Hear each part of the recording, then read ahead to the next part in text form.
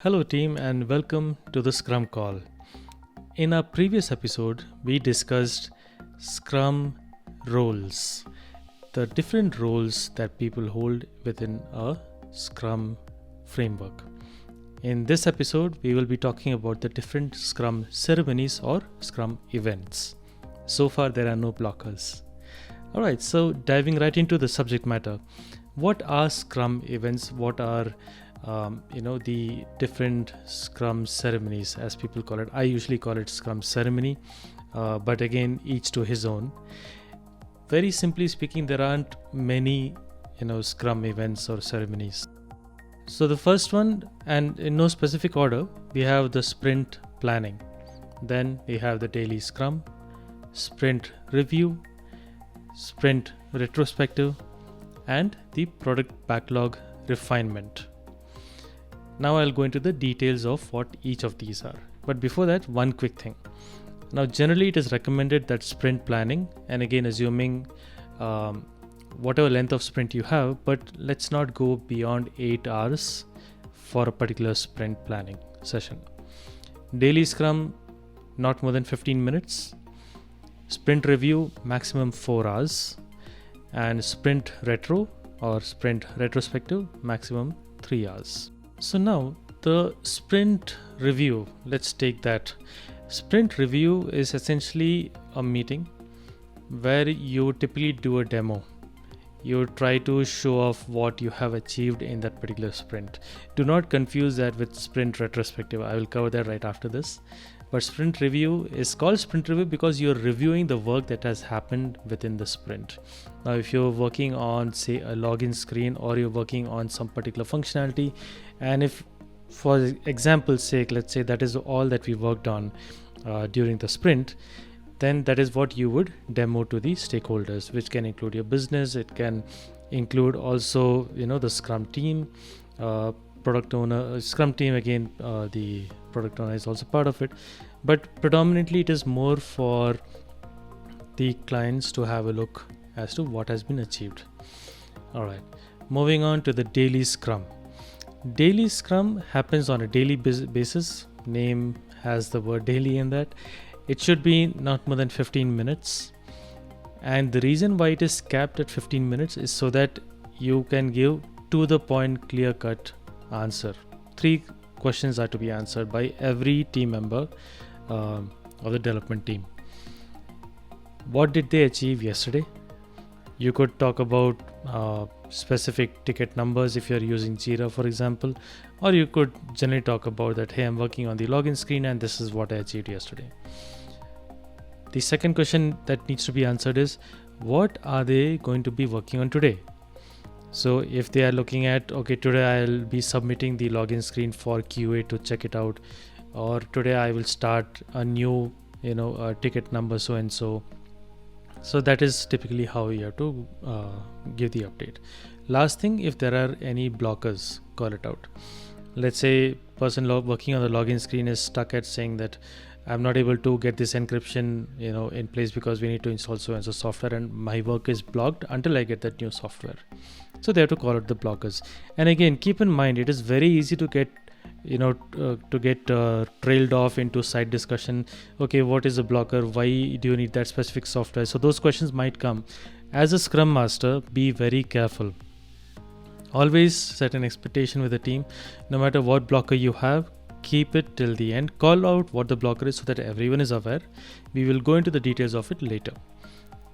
Now, let's say for a team of, say, 8 people, all the updates are done. You have got everyone's update, what they did yesterday, what they're going to do today, and if there are any blockers, they'll call it out. Make sure that you always tell the team that 16th minute discussion is where we will get into the depths of whatever blockers people have called out, anyone needs any help. So that is where those detailed discussions can happen. This way you can ensure that your team updates are crisp.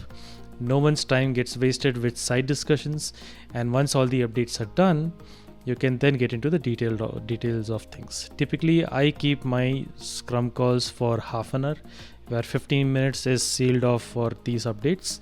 The rest 15 minutes is for detailed discussions, and that's where like an open forum. People could ask for help. People can reach out and say, I have certain blocker, can someone help me with that? Or what is the next course of action and whatnot. That's an open forum. You can get into whatever level of detail, but keep in mind, people should be clear as to those 3 questions that they need to answer. Now, the next one is sprint planning. Sprint planning is a meeting where the product owner comes forward and says, guys, this body of work which is in our product backlog is what has been prioritized in increasing order of priority. And out of that, the product owner will tell the team, hey guys, this is what has been prioritized and what we need to work on. And the team will discuss about how they will achieve it. Because the product owner is the voice of the customer, he or she knows what is really important for the upcoming sprint to be delivered.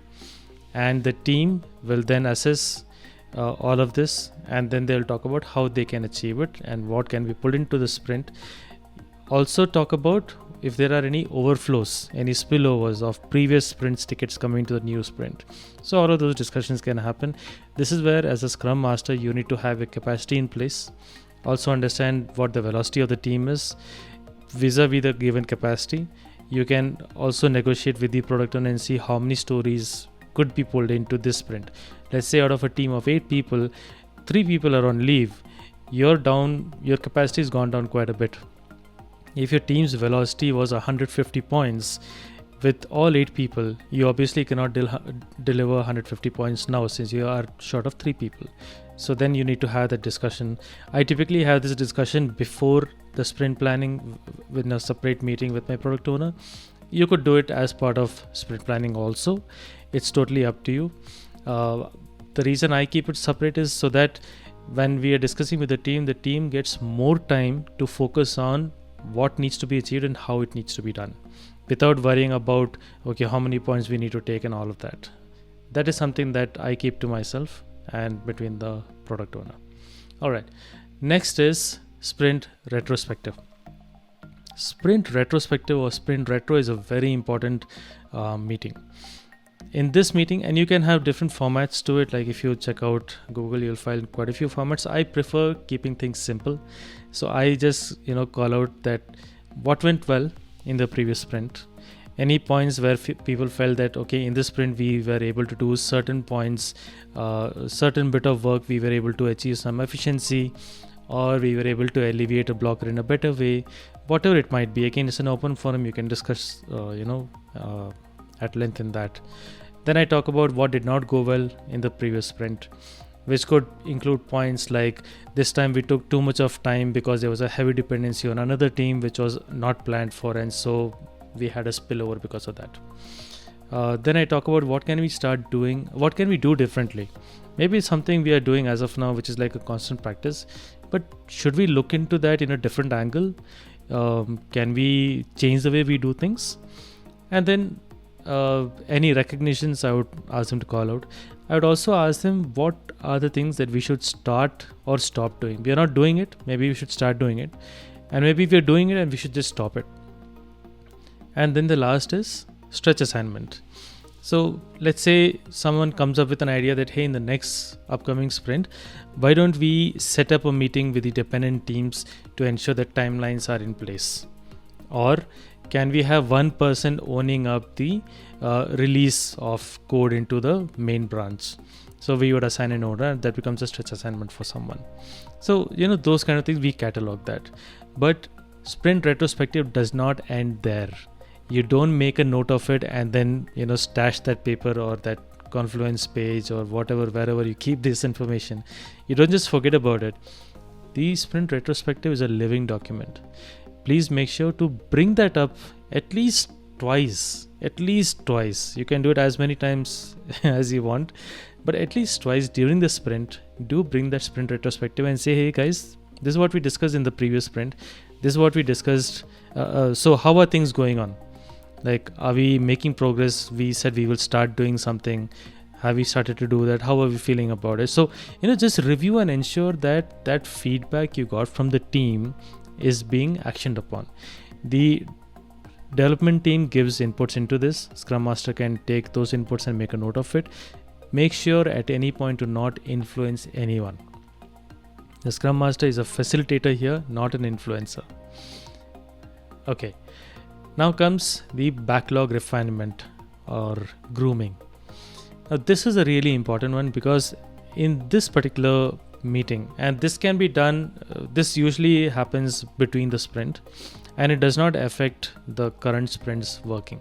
You're basically talking about the future work that is coming our way.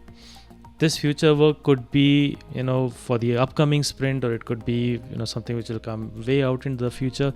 Completely depends on the product owner as to what information he or she has got from the business. And at that point of time, these tickets would have already been created by the product owner.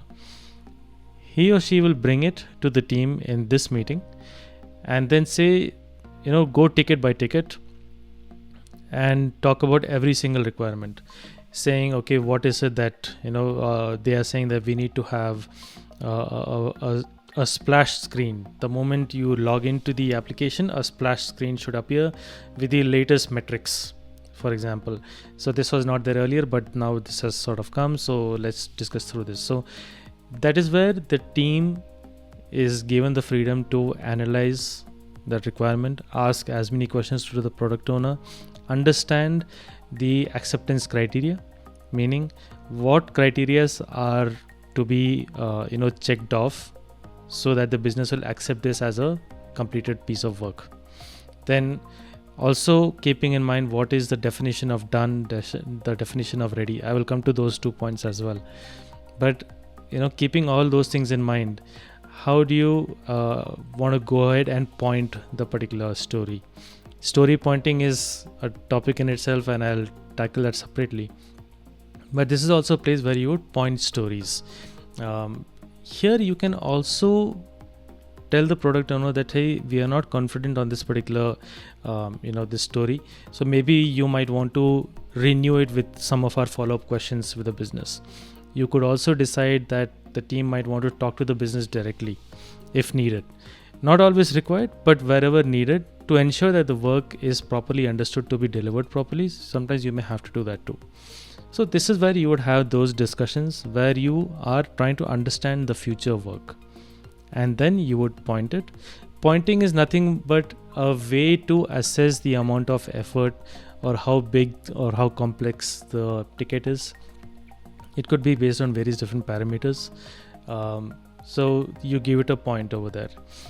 At this meeting, you would also see that, hey, if this ticket is, say, a 13 pointer, for example, it might be too big for that sprint, and maybe we should split that ticket into multiple other tickets.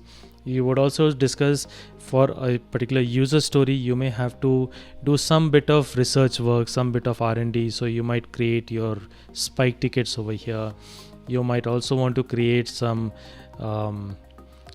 technical tickets where you might sort of figure out that, okay, to achieve this user story, we need to do certain level of technical steps need to be done, certain technical tasks need to be taken care of. So you would create those tickets also over here. So with that, those are very broadly the different Scrum events. Now, do keep in mind that once you start sprinting, there's a certain order for these to happen. So I'll tell you what that order is. So let's say we are about to start our sprint. Before the sprint would have begun, the sprint refinement should have already happened.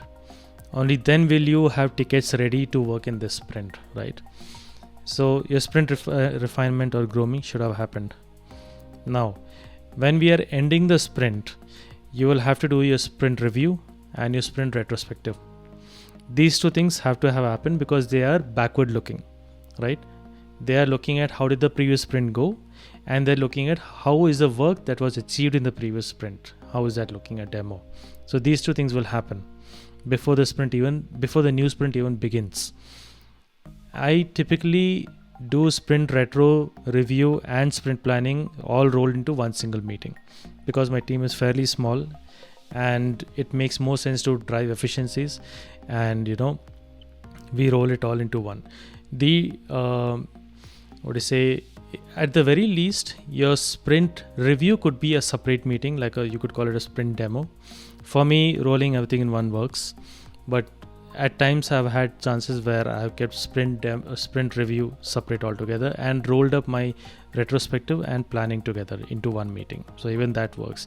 Again, you have to see what works best for the team, what works best from a standpoint of the efficient utilization of time, because it's easy for teams to complain that we are always in meetings, right? So you have to also make sure what combination works, and you have to talk to the team and understand that. Retrospective could be a good place to get that feedback. All right, so my sprint is ending.